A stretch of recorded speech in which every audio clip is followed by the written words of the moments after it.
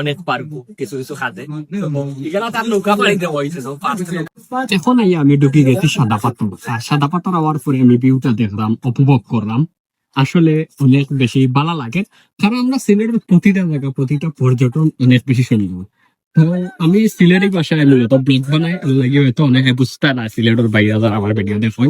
তো ইনশাল্লাহ আমি আগামীতে পেজও চেষ্টা করছি, তো শুদ্ধ ভাষায় পেজও ছাড়বো, ব্লগ আর এগুলো আমার সিলেটি ভাষায় ছাড়বো। তো দুই রকম ভাবে ভিডিও ছাড়ার চেষ্টা করবো।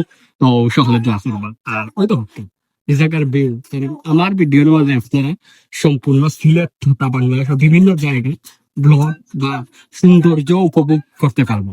তো অনেক জায়গা জানতে পারবো, অনেক ডিটেলস জানতে পারবা আমার লগে থাকবা। আর ওই এখন যাতে ভিউ আমরা এখন গোসল করুন, তো গোসলের ভিউ যদি আমি সুযোগ হয় ইনশাল্লাহ লইয়া আপনারা রেডি। স্বচ্ছ পানি, কিন্তু পানির যে একটা সাউন্ড কত মজার শুনি। আমি অনেক সময় খালি ও জায়গাত বইয়া খালি পানির সাউন্ডটা শুনছি, অনেক বেশি ভালো লাগছে। মানে এই সাউন্ডটা ছিল অন্যতম এবং সেরা। এই জায়গাতে পানি মেনানি কতটুকু সুন্দর লাগে আপনারা আইলে দেখুন। ওই জায়গাটা আমাদের চেষ্টা কি বেস্ট গুলা কিন্তু লাগে ও সাদা পাথর যে, তো ওই জায়গার মাঝে সত্যি কি বেস্ট। আর ওই কি সুন্দর ওয়েদার আপনারা দেখতে পারা আকাশে, কত সুন্দর ওয়েদার।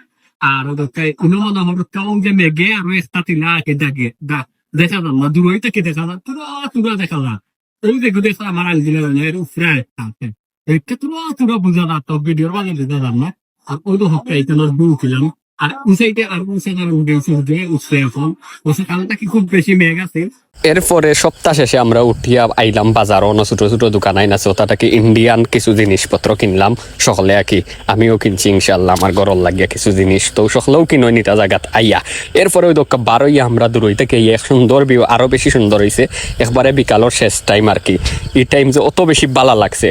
তো এখন আমরা সকলের অনুভূতিটা তার কাছ থেকে জানবো। ভাই আমার লগে ফাঁকা নেই, তো তোমার কিলা লাগছে?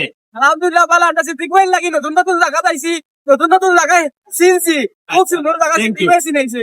আর আমার তাম্বির ভাই কিলার লাগলো আপনার অনুভূতি? ভাই খুব ভালো লাগলো, যদি তুমি ওই যাই না তাহলে আরো বেশি ভালো লাগলো। আমরা এখন অমিত ভাই ও কিতা তামিম ভাইয়ের কাছ থেকে অনুভূতিটা জানতে পারিনি। তো আজকে যে তুমি গুল্লায় বাংলাদেশের প্রধানমন্ত্রী যদি তুমি একদিন লাগে এটা কিতা করলাই এনে?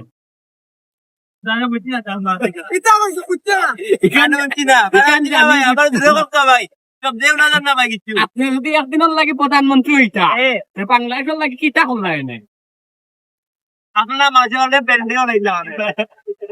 এখন আমরা জানবো তো সাইড বাই একটা অনুভূতিটা কিতা? ভাই খুব ভালো লাগে ভাই, একটা ওয়েদার রাখি